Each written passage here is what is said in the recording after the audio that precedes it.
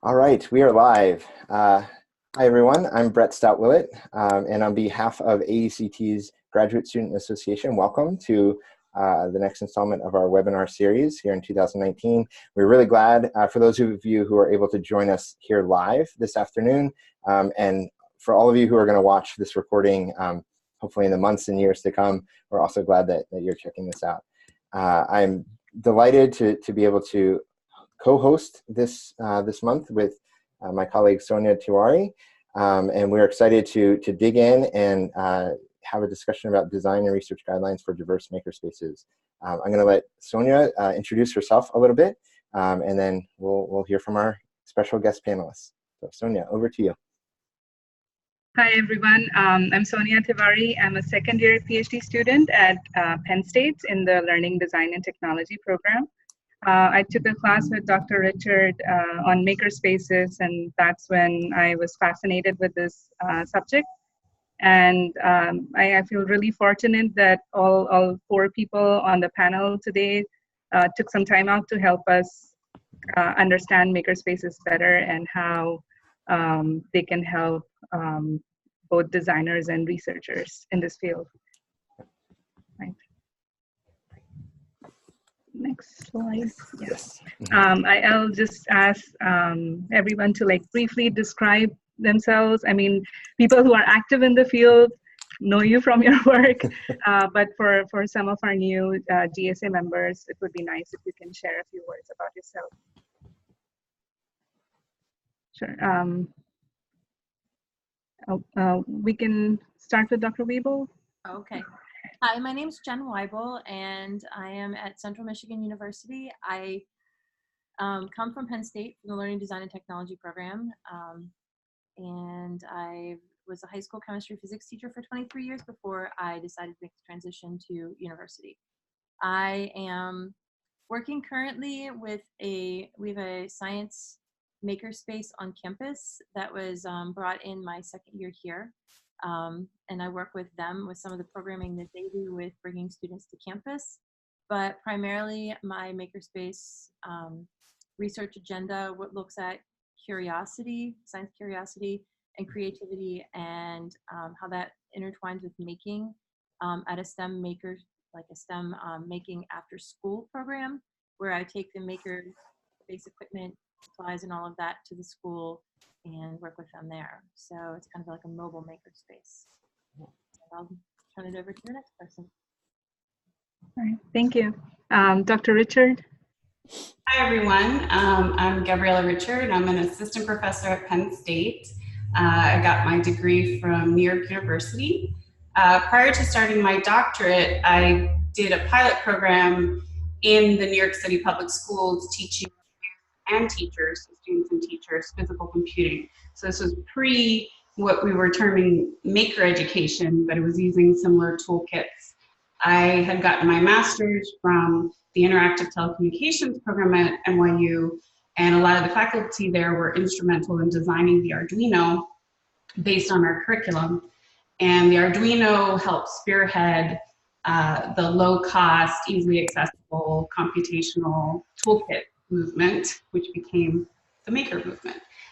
So not all of Maker Ed is computationally based, and I recognize that, but a lot of making these tools accessible helped to propel that. So after the pilot program, I was really interested in understanding how youth and adults were learning with these tools, because we didn't really have the means to understand that, and I definitely didn't pre-doctorate back then. So I pursued my doctorate.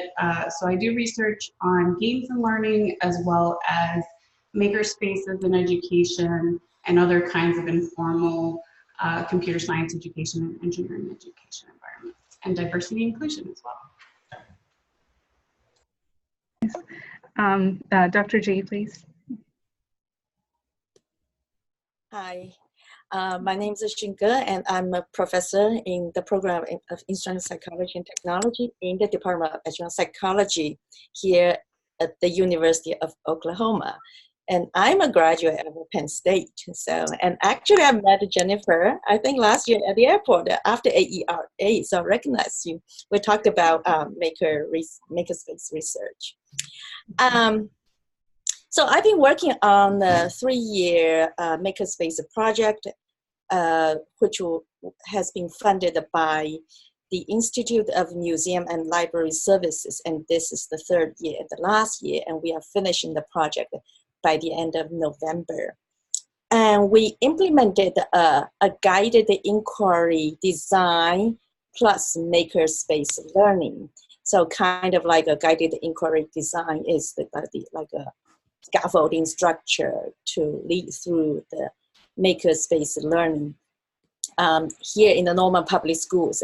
And this project has been implemented in 3 grade schools, elementary school and 1 middle school and 1 high school. And these are the schools that had a higher percentage of diverse learners, you know, with a different cultural and language background, and had a higher ratio of higher ratio of lower social economic status.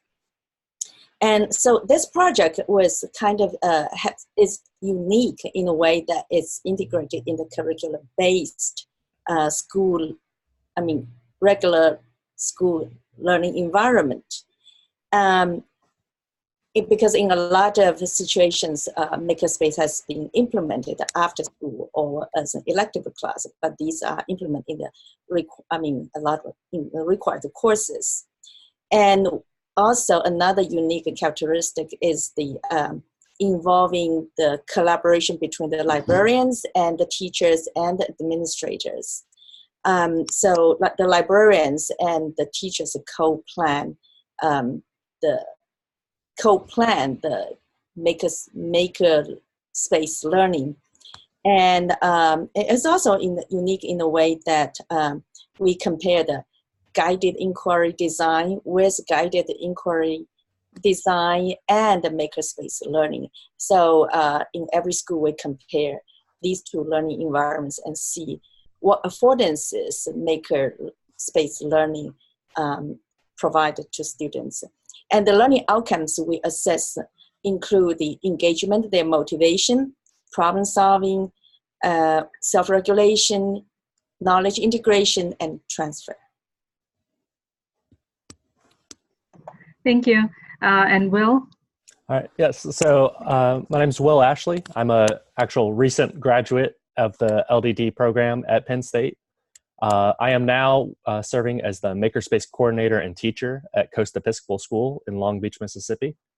So the Makerspace was opened this year before my involvement, but they hired me on to come lead it and design the vision for the future of that space.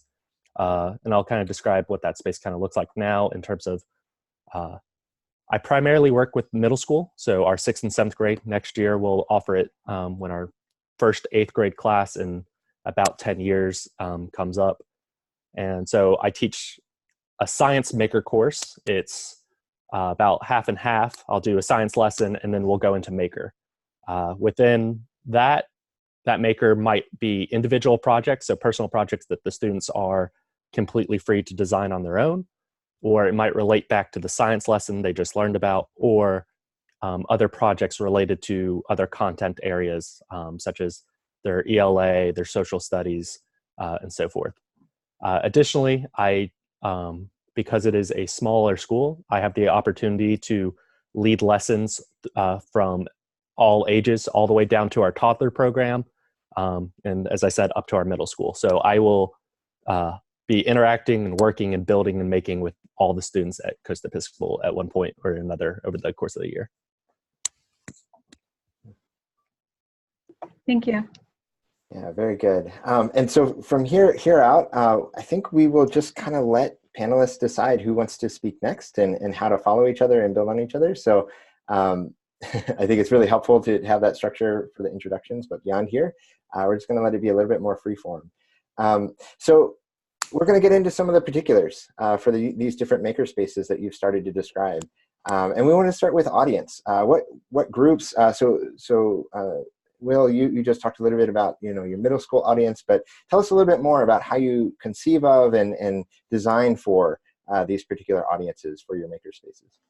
Yes, so that is one of the kind of fun problems I have about this job is communicating some of these maybe more difficult concepts to different age groups of students that we have.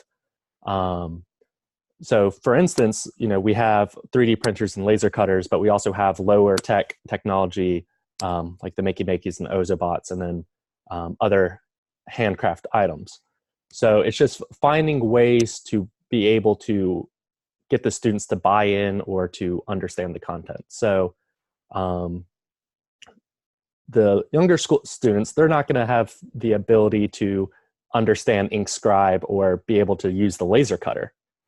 But so I'm slowly trying to find ways in which I can introduce it to them, or the concepts of it. So the laser cutter we have allows for anyone sketches something out, they can put it inside the laser cutter and it'll scan it for them and then cut it out. So they don't actually have to learn the software. So I'm introducing it in kind of smaller portions. So by the time they get to the upper grades, they'll kind of experience and know how to build from there. So it's just kind of learning and working with the teachers of those grades. So right now, particularly, I'm working with 4th and 5th grade for 9 weeks. So I'm working closely with that science teacher. I'm talking with them about what they're learning in their classes and finding ways I can tie that into some of the other projects that we do around in the makerspace. Okay, so I can jump in and talk a little bit about the audiences, my goal audiences and the audiences I've worked with. I've primarily worked with middle and high school students since I started. Again, so the first program that I piloted was back in 2004. And it was always with students that are from underrepresented backgrounds or under-resourced backgrounds. In the New York City public schools, it is overwhelmingly students from underrepresented backgrounds. And now I've made a concerted effort to do so, whether it's urban or rural. So the most recent program that we launched, and this is before Will graduated, so thank you for helping out, was with Upward Bound. We built a relationship, the research team and I, with Upward Bound to try to build an intergenerational learning and mentoring program so that prior learners will then go on to become mentors. And that's something that early on, when I piloted the program back in 2004, we realized was so crucial to helping both the students and the teachers. So actually the students ended up becoming mentors to their teachers because their teachers were often overwhelmed in the classrooms and with their responsibilities, especially first and second year teachers. Those are often the hardest years as they're getting into the practice of teaching and all of the demands on their time. So we found that having students serve as a resource, as mentors and content area experts in the schools really helped. But it also helped with peer support. And the reason why I tend to work with underrepresented learners is because we find that whether it's in formal learning domains or professions or informal hobbyist activities, whenever it has to do with technology, computer science, or engineering, we see the same discrepancies in who's invited to the table and who actually comes to the table for a variety of reasons that we can discuss in the webinar. But it's often not very gender equitable. Oftentimes, girls and women don't quite feel as agentic to enter the space. The same with many learners of color. So trying to provide opportunities to learners who are often underrepresented so that they can see a pathway to different STEM fields. And one of the things that I do is I try to bridge activities, and we'll talk about that a little bit later, to help foster and nurture more of an equitable learning space.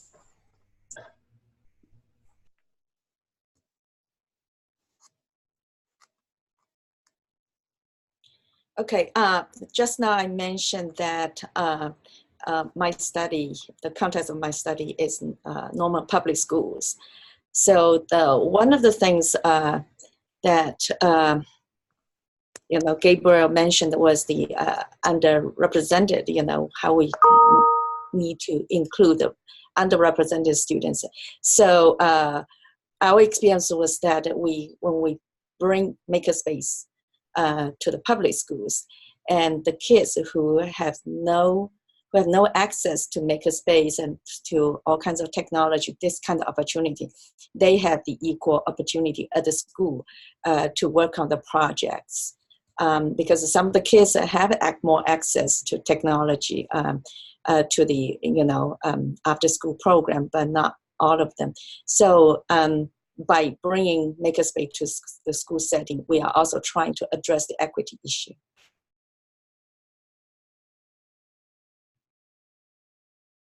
Okay, I don't want to jump in on top of you. So one thing I've realized as I started working is that I always did a lot of making activities within my classes at the high school setting, but we didn't call them making activities. A lot of people just kind of termed them as, Mrs. Weible does a lot of crafts with her chemistry kids. So I do want to say that I think it's really been an enjoyable ride for the last 12 or 15 years as I went from doing those kind of things and to seeing how it's been outlined as a field and transformed and kind of the way that different pieces were taken up by different audiences and by different the way the different frameworks are developing to support this in different ways, and the ways that it kind of brings different people to the table, and how people especially I look to Gabriella a lot, how they position themselves and the learners within these spaces. And I think it's kind of, for those of you that are just starting it out, I mean, sometimes you have a gut feeling that something is right and that it works with the people you're working with. And sometimes it's really good for you to take that and just kind of search and see what else is out there in different ways that people are representing what you're doing, to kind of find where it has a home. So with that, when I got to the college setting, I thought I was going to be working with high school kids again, and nobody wants to work with me at the high school level and things like this. So I have found myself working with on campus within the makerspace. It is targeted specifically with the DAL grant that we have at middle school. So we really broadly define middle school as being 3rd through 9th-ish, and a couple that wiggle around that. And we do both work for the students that come into campus. We go out to the workers that are there, go to the students' classrooms and that with some science equipment and different making activities. And we also do a lot of PD for teachers, but we work with STEM ed scholars on campus as well. These are the pre-student teachers that are going into science, math, or elementary with that kind of focus. So on campus, we hit middle school kids. We get kids that are going to teach K-12 in science and math, and we also get teachers coming in as PD. Within the work I go out to the schools with, I tend to target 3rd through 6th grade, because those are the teachers that have really expressed interest in partnering with me. And so I've just been really lucky to have 2 partnerships within the area that I'm at. I have an elementary school that has about 45% free reduced lunch, and about between 17 and 19% Native American population, because we abut the reservation here. And then I also work with a school in Flint that is very underrepresented. They service only underrepresented students within that area. And so we've had a really interesting population there to work with. With them, I want to say that I take as many supplies as I can and tell them they can use anything, because the first week that I went there, one of the kids said, we had googly eyes for something, and they were just laying there in a pile of stuff.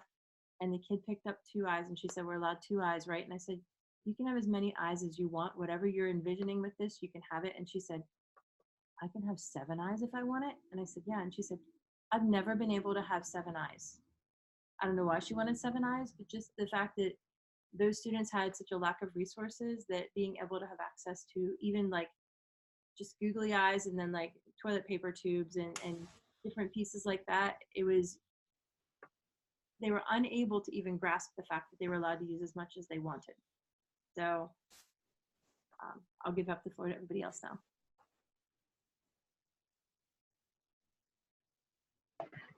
And I had a general question about the design. what are your recommendations or guidelines to design the ideal makerspace? Well, I guess I can jump in here since I'm still in this weird limbo process of we're in the middle of our second week of school right now, so the makerspace is still getting kind of everything sorted out. But also, we are creating a standalone building for the makerspace, which won't be available until probably the end of September. So right now, I'm sharing a classroom with another teacher where I have most of my main equipment. And then other than that, I have a cart that I kind of roll around to all the other rooms when I need to. And so when I was offered this position, and one of my big ideas for it is I told them, you know, I need this space is going to be as flexible and as adaptable as possible.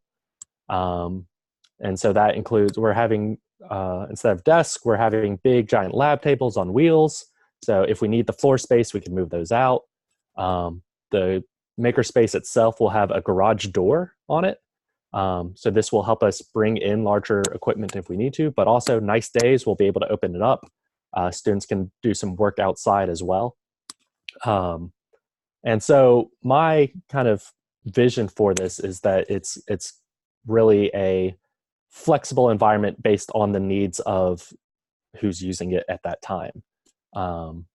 Because when I have the younger kids in there, you know, I might make more seating room for them. So to do kind of a more personal one-on-one or kind of small group activities.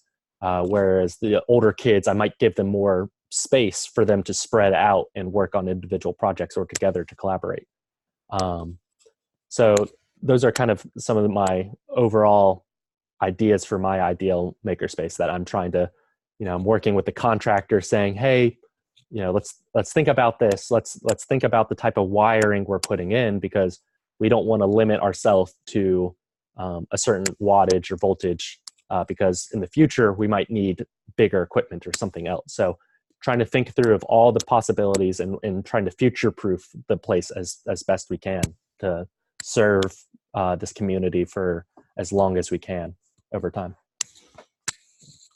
I think that from my thought process, I have the best of both worlds. I've got an extremely low budget thing that I work with on my like personal going out to the schools. So it is, I've even got donations from a local senior center where they save bottle caps for me and toilet paper tubes and give me old material and note cards and things like that they have saved, and I've tried to figure out something to use with them, to a $5 million grant makerspace where they've got every piece of technology and like robotics and things like that I might want to play with there. So I think it really depends on the goal that you have for it, the outcomes you're looking to see, the objectives that you have. You know, are you giving students just a place to, like for me, when I'm going to the schools, really, I just want to give them some additional enrichment experiences. I want them to be able to play with things and to think about science and science learning and that kind of thing in ways that are not necessarily tied to what they're doing in the classroom, because in that school they tend to be very scripted out kinds of things. So my goals for that are really different than somebody bringing their 4th grade class into the makerspace where they want them to learn something about circuitry. You know, and that's a much more structured thing, and they have a lot of different ideals for what they want. So I think that it really, in my opinion, the tools and resources depend on your budget and on your objectives and what you're able to have access to. But I don't think that you should constrain yourself based on the budget, because some creative thinking, you can come up with some pretty interesting pieces. Yeah, and building off of both Will and Jen, I think that's incredibly important. We don't always know what we're going to have available. So oftentimes when I've done maker work, I'm not bringing students into an established makerspace. It's often myself and my students lugging lots of material and items to that place. So sometimes that limits us. But if I were to think about a space that could be designed, one of the things after teaching this for multiple years is that it's incredibly important to have a flexible space and lots of room for kids to work and move. Because we've been constrained sometimes when we bring our materials into an established space that has certain kinds of design ideas based on what that space might have been purposed for. Like we work a lot in computer classrooms because people assume, oh, you're doing maker activities, let's just put you in a computer room. Well, the problem with that is that computer rooms are set up in a very limited way where people are sitting in rows with computers and then they have no workspace. Or if there is workspace, it's somewhere else, and then it's a matter of having a disconnect between working with whatever technologies you're going to work with, not everybody works with a computer, and doing the hands-on crafting and building and fabrication. So finding a nice balance, I think it's incredibly important to have a space where there's lots of room to both move around, because you don't want people just to be locked into these large tables, but they do need to have a big workspace. And then thinking about ways that computers or tablets or other kinds of technological tools could be properly utilized within that space, because sometimes then it just becomes a bunch of laptops on the big table and then you can't do anything there again. So it's about having balance, but also recognizing, you know, as Jen said, recognizing that it's incredibly important to not discount the non-technological materials and tools. I know sometimes we call them consumables, but they're incredibly important, because otherwise you're limiting the imagination and the potential of what could be created within that space. So I think it's about having as much as we can, as our budgets allow, available. Yeah, we want 3D printers. Yeah, we want certain things, but we don't want to just have a room full of 3D printers and call it a makerspace, because that's incredibly limiting. You might be making something, mass producing something, but you don't want to get into this idea that people are just mass producing as opposed to coming up with something creative. So yes, you want to balance and you want to expose kids to as many possibilities, even if that means that you only have 5 makey-makeys and you come up with different ways that they might have some fun activities where they're thinking differently. Maybe not all of them get to play with everything at the same time or take everything home, but having all of those possibilities open is incredibly important. I'm sorry, I'm monopolizing a lot of time. Plugs in the wall, lots of plugs. If you're designing, lots of electrical plugs. And if you don't have that, really good extension cord. By the way, they have one that's like a long extension cord and a cube on the end. You can plug 5 things in, because a power strip does not tend to have space for the nice power things that go with a lot of the equipment. So if you're actually designing your own or looking for that, finding a set of power strips, or like I bought extension cords that have a 10-foot cord and they have a cube on the end and there's 5 places to plug in, because any size adapter fits on those. That's my best purchase ever. And I want to kind of just add one more point, is when I got a chance to talk to the contractor, I reached out to all my resources. So the Dreamery at Penn State, as well as I looked at some maker communities on Reddit, and I just asked them, I was like, hey, if you were designing your ideal makerspace, or what's something that you might have overlooked or that you would change about your current space? Almost every single response I had was talking about storage.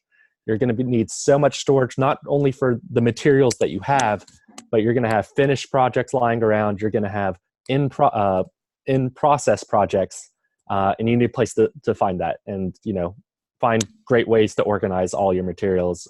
So if you have the ability to, think about storage when you're thinking about designing your space. That's an incredibly important point.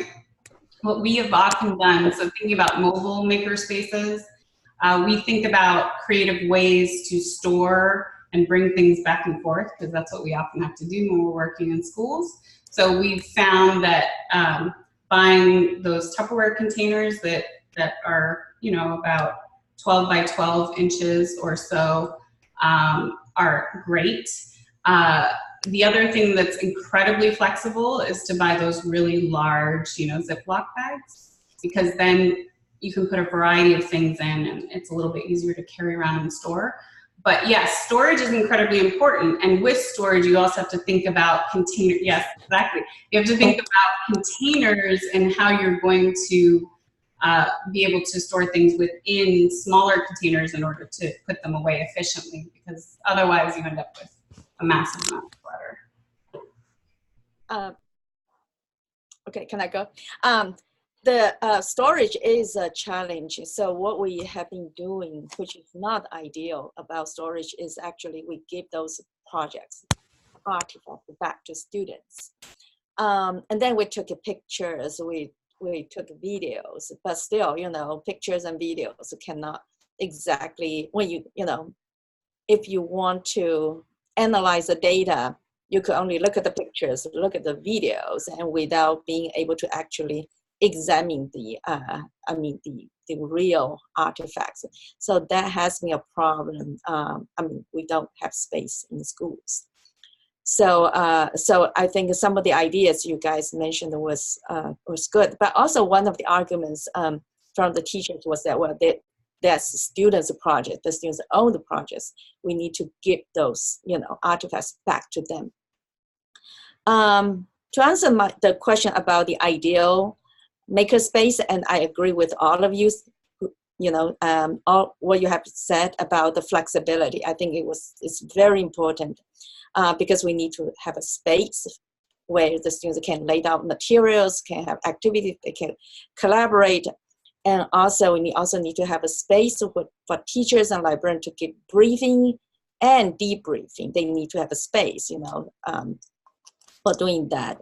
For small groups, large groups, and also they need to have a space for sharing. At the end of the product, the students demonstrate what they have done. So there is a sharing time. So the flexibility of the space design is a very important consideration.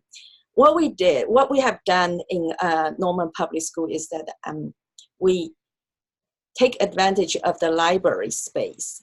And it's not just we use the space, but also it facilitate the collaboration between the librarians and the teachers, because the librarians and teachers co-design the maker learning curriculum. And some of the lessons are actually taught by the librarians. So that makes the collaboration and integration seamlessly. And at the same time, they, like in the elementary school, our space is kind of limited, but you can see there are tables where the kids can check out books and sit down there and read. And there was also, those spaces could also be used for makerspace in some of the class period.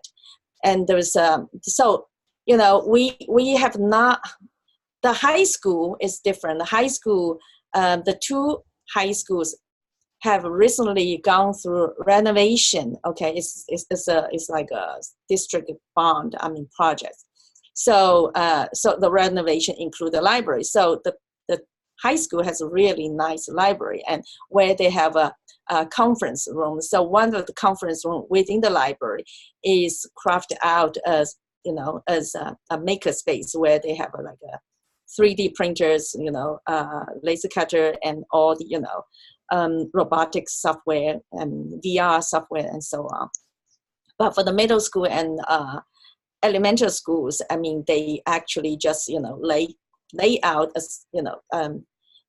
space, just like a space at the corner of the library.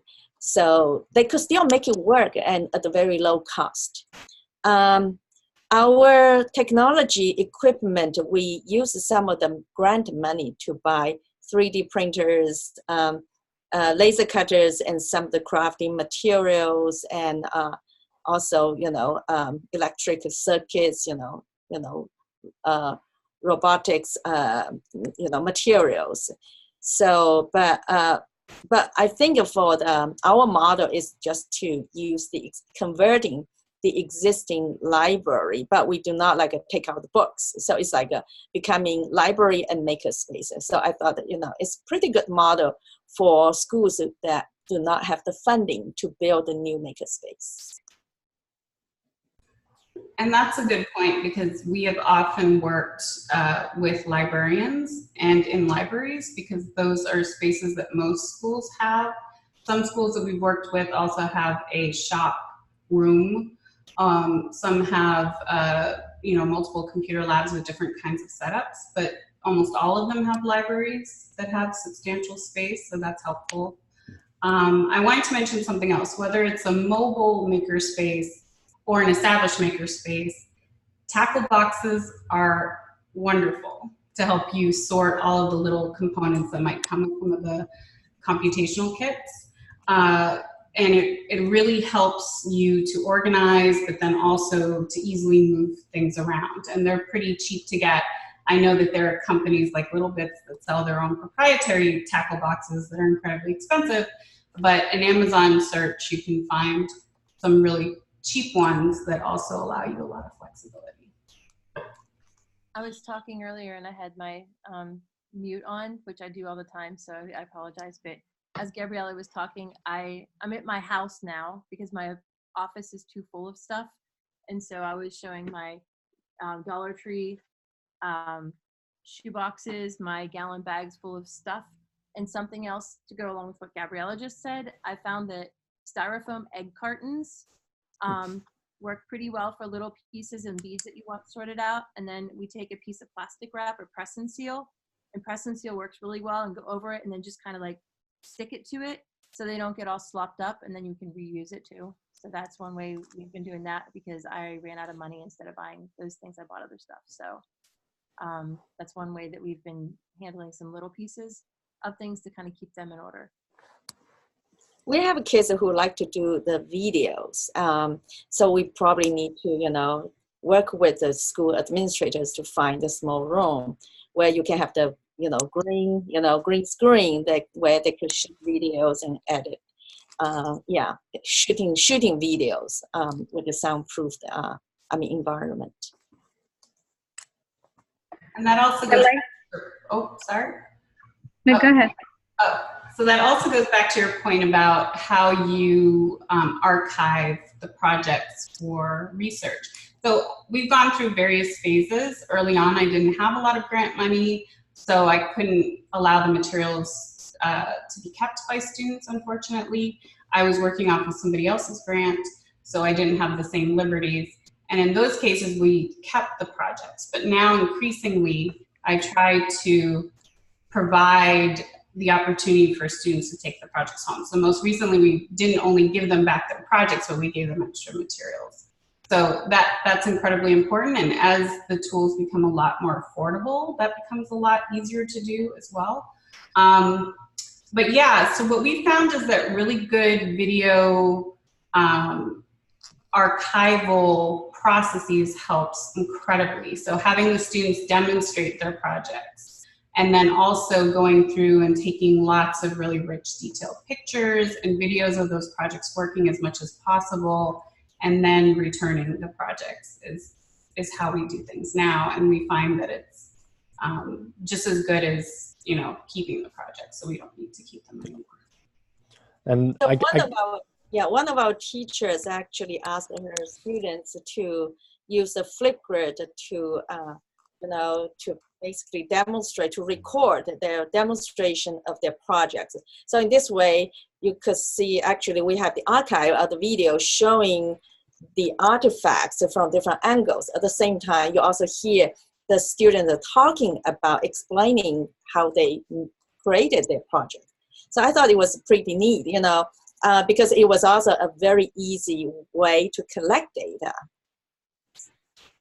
Yeah, and jumping off of Gabriella's point, and something I've kind of modified a little bit and brought here is for our students, because Makerspace is a class, I'm supposed to be giving grades, but I don't feel that it's appropriate to give grades based on projects, because not only is it kind of very subjective about how a project turns out, but also machine failure happens, and don't want to give grades on that.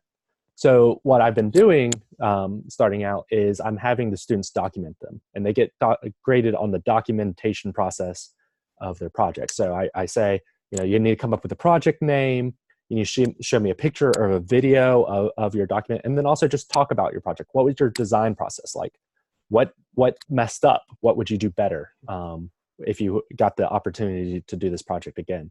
Sort of these questions. So not only is it a chance for me to kind of get some more insight about their design process, or also just understanding what they're having difficulties with when we're using programs or what have you. I'm also using it as a kind of cue for personal projects, because right now we don't have our full equipment set. So this past week we've been learning about 3D printers, and they started off with a pond project. So that was the first class project they did. And then after I showed them Tinkercad, all my students coming up to me every chance they got saying, hey, I have this project, I want to print it. And so there's just too many. So I've told them, hey, okay, you have a personal project, you got to document it. We got to talk about it, because I need to first understand what it is, how big it's going to be. Let's think this through before we print it out. And, so I'm kind of using that documentation process as not only a way to kind of give them grades for their academic projects, but also as a way to kind of cue personal projects. So your personal project might not get printed until we have that conversation and I see your documentation. So I know that you are actually making this project, as well as kind of, it was alluded to, we don't want a copy, mass production of projects from just things we find online. Those can be good sometimes, but this is a makerspace. We are creating, we are designing, and that's what I'm trying to encourage. So that's why I'm encouraging that documentation process, to kind of see that thinking. And I would like to follow up on that. This is our model. We have been doing this. So the teachers created a template called the journals. So here in the school district here use Google Classroom. So every kid has their journals. That the journal keep record of their inquiry question, because we use the guided inquiry design. So they need to come up with the inquiry questions, and also they need to process their initial ideas and revisions, or the references they have found, because they need to do research. So that was a pretty neat way to do that. And then they would they would take pictures, and not all the kids will keep everything there, but the teacher created templates and trying to get the kids to keep everything in one journal. So this is something I was going to talk about. I was planning to talk about the data collection. So journal, inquiry, we call it inquiry journal, is basically one of it provides the process data, which I think is really good. And then in our case, we work with the teachers teaching different subjects. We work with different courses, from language and arts to social studies to physical science and math. It's very a variety of subjects. So the templates have been working out very well. We show the examples about the teachers, they customize it, or they have some better ideas that could use for their own students in their context. So we actually rely a lot on the teachers who know their students to create a useful inquiry, templates to capture the process data. I'd quickly like to add that I had the opportunity of designing a makerspace for early childhood education, and the design for that particular age group, like 5 to 8, a lot of the design is around just safety and avoiding choking hazards, and also looking at the allergies that some of the kids might have. Like, we had a very simple maker activity using Play-Doh, and some kids had a wheat allergy, so we had to replace it with moon sand. So I think at that particular age, just the selection of materials is a very crucial part of design of the makerspace. This has been a really rich portion of the webinar. I do need to move us on. And just to say, it's not surprising, right? Talking about design, we could probably talk for all day about the design aspects of the makerspace. But we do have a couple more questions, and I might combine the next two just to save us a little bit of time. So wanted to ask about the benefits of makerspaces in education. I think a lot of these have been implicit. So I'll ask if you could each name one, like your number one benefit for why you love makerspaces in education, and then challenges. So maybe also a number one challenge. So top benefit and top challenge. And we'll kind of go, each of you can do both of those at once, and then we'll do our final question before some Q&A from the audience. So benefit, challenge. I would say my top benefit of doing it is the flexibility, because I'm able to kind of structure anything I want around what I'm hoping to look for and make sure that it kind of benefits the students as well. And I would say the top challenge is that if you're collecting video data, it is absolutely crazy sometimes. And keeping a camera stream and audio on specific students, especially if not all of them are consented, is a nightmare.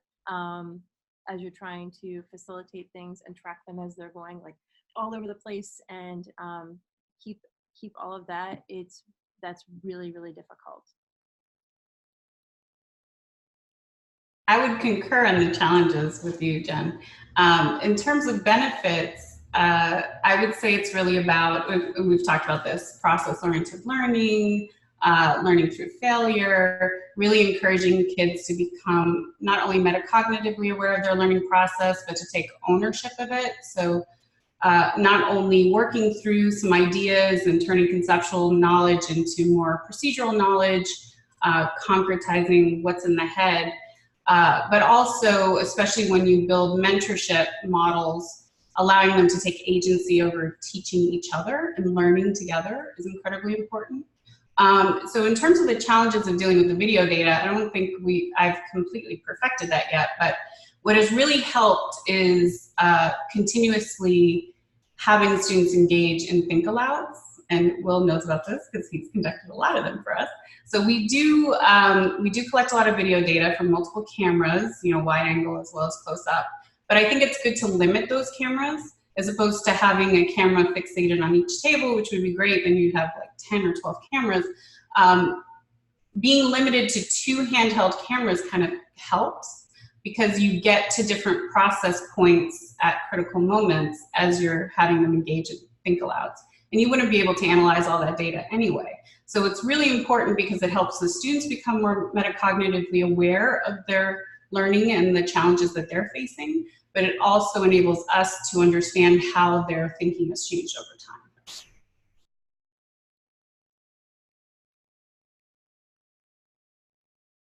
time. For me, one of the benefits that I've kind of seen through my experience working with Dr. Richard and as well as the school is the exposure, whether that is to the tools and materials that some of these students have not had the ability or access to in the past, but also just the exposure to the new ideas of, oh, I'm learning these problem-solving techniques that I can apply to other aspects of my life, or I am now exposed to this sort of technology, so now this career path or something that I had not considered in the future. In sort of Dr. Richard's work in the workshop, we did a lot of e-textile work. And so seeing students see sort of the roller coaster of, not really understanding how to sew to becoming that's all that they really wanted to focus on, and like we're thrilled about getting a chance to sew through the courses of the workshop was incredible. So I would say the exposure. The challenges for me right now, at least in my position, Science Maker is a class. It is a single class. It's a 90-minute class that I do with the middle school. And so that problem is kind of all my students want to do Maker. And so it makes it hard to keep their attention during the science aspect portion of that lesson. And so really, it's really just trying to find, I guess, sort of boundaries, or because I would love if we could spend and do Maker a lot, but we need to focus on some other aspects. So it's kind of finding the time and place sort of nature of the makerspace in education. Okay, I think there's some questions from the Zoom chat room. Okay, let me answer the question, and then maybe the moderator can pass that question from the audience to us. I see a variety of benefits for the students. Makerspace definitely engages students and relate to the students, and they have more choices. And it provides alternative opportunity to students who don't do well in regular classrooms, who are not motivated. And it helps them to rediscover themselves, to find their confidence, to let them believe that they could actually thrive in, in a certain, in an alternative learning environment, and it gives them the confidence, which is very important. And for the researchers, the benefits is also, it allows us to observe the students' process, and not just the outcome, learning outcome, but allow us, just like one of you mentioned earlier as well, their thinking is made visible for us to observe what they are thinking, where they get stuck, why they are frustrated.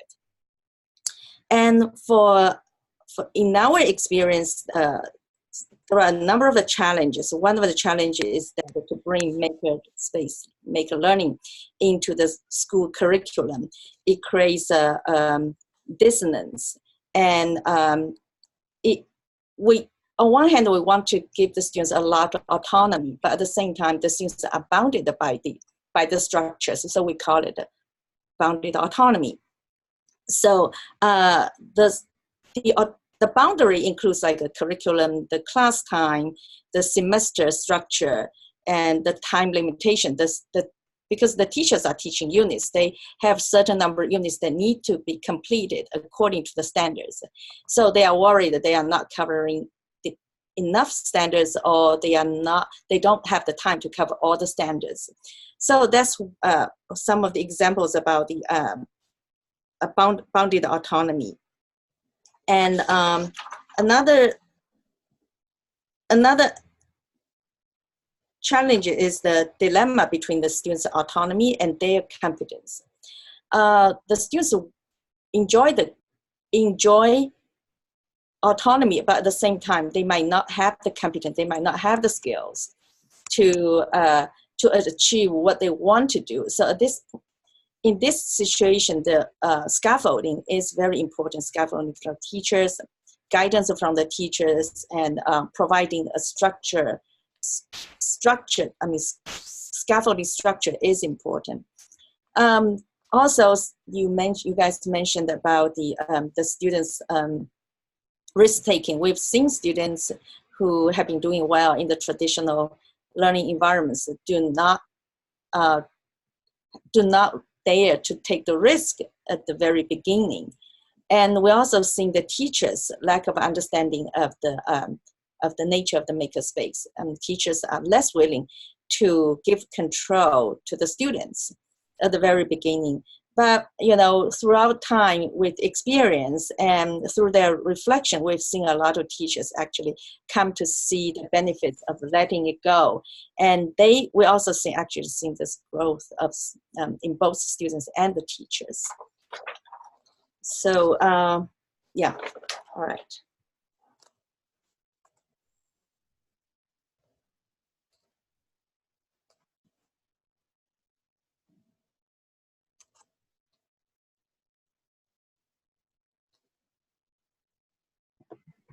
I think one of the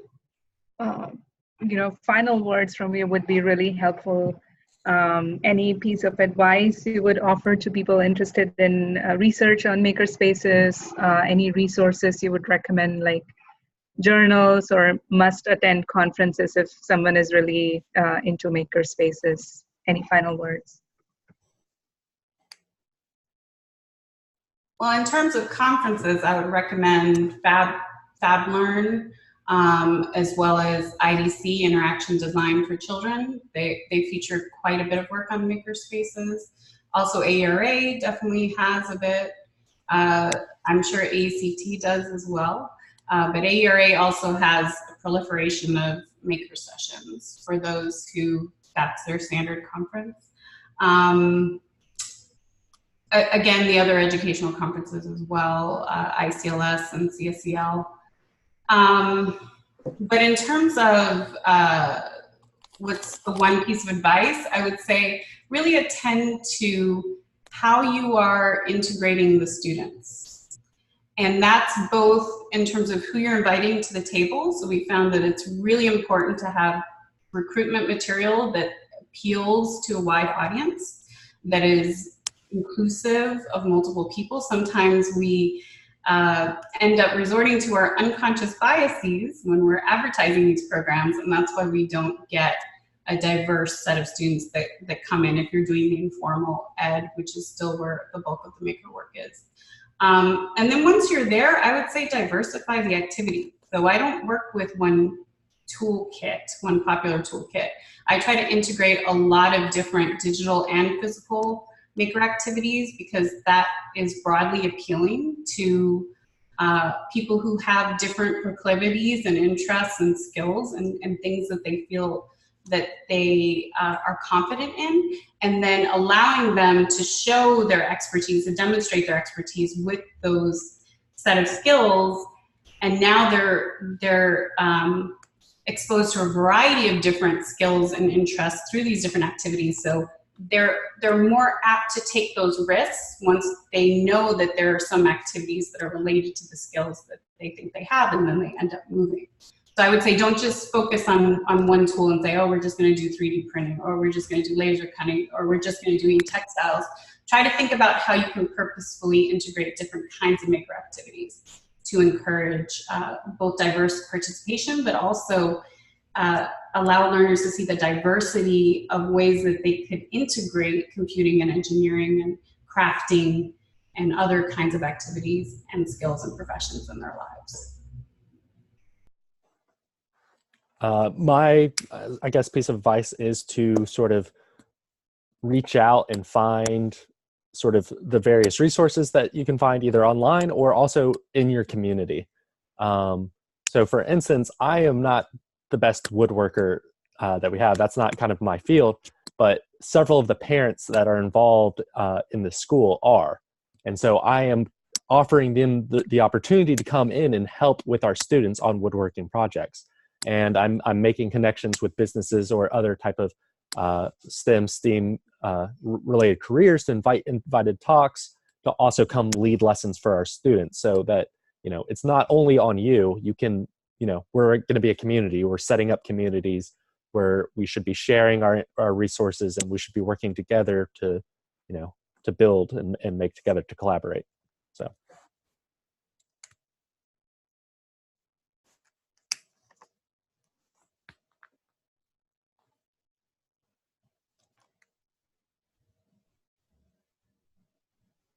I would say my piece of advice, if you're looking to research in a makerspace, is to really carefully think about the research question that you have and the activities that you are designing and putting together, or the opportunities for students to do things, and really think about carefully the way that you can collect the data to answer your question within the environment that you're structuring for them.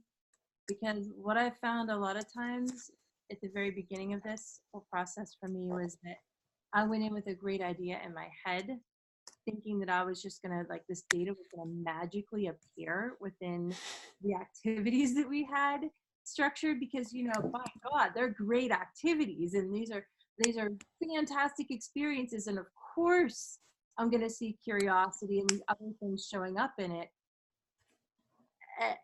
And you start looking at your data then after, and you're like, oh yeah, that really was not what I got. So really thinking carefully, like, so Gabriella and Will talked about the think alouds, and Xun Ge talked about, like, capturing the projects at the end. So try to really conceptualize what you think you're going to need to answer your questions as you're diving into this. Because if you don't come up with, like, look at the end result of what you want and craft back through how you're going to get each of these steps before you even start, you're going to end up probably was something pretty cool to look at while you're going through it. And, you know, some pretty interesting things maybe happening in the middle of it. But you might get to the end and have nothing that actually connects back to what the work was that you started out to do. And so just thinking through really carefully how you do that, I think, is really important.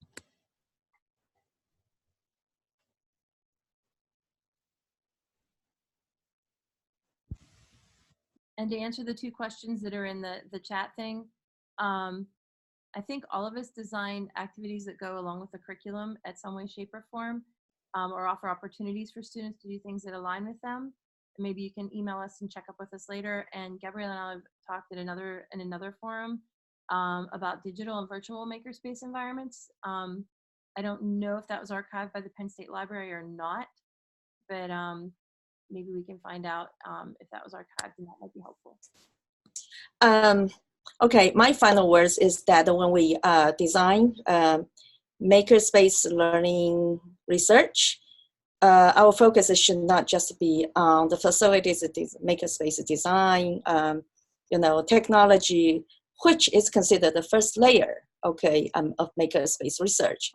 We also need to consider the second layer, which is the teacher factor, teacher and librarian development, PD, you know, I'm sorry, the bell is loud also. And the third layer is the student mind change. You know, students coming from the traditional classroom may not get used to active learning in the in makerspace. So there are several layers we need to think about. You know, setting up makerspace is great, but we also need to think about training teachers how to use the facility technology. But after that, it's still not enough. How we can change the teacher's mindset so that makerspace learning does not become step-by-step procedural instruction.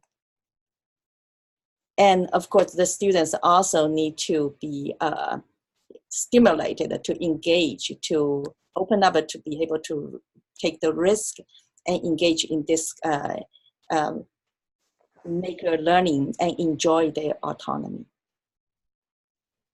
And I see the question from Suha about how makerspace can be, how are these makerspace activities or sessions situated in or designed into the curriculum. So if you would like to, you know, get more information about how we do makerspace integrated into curriculum, you can also, you know, email me, or we can also set up a, you know, different conference call, because that's what we do here.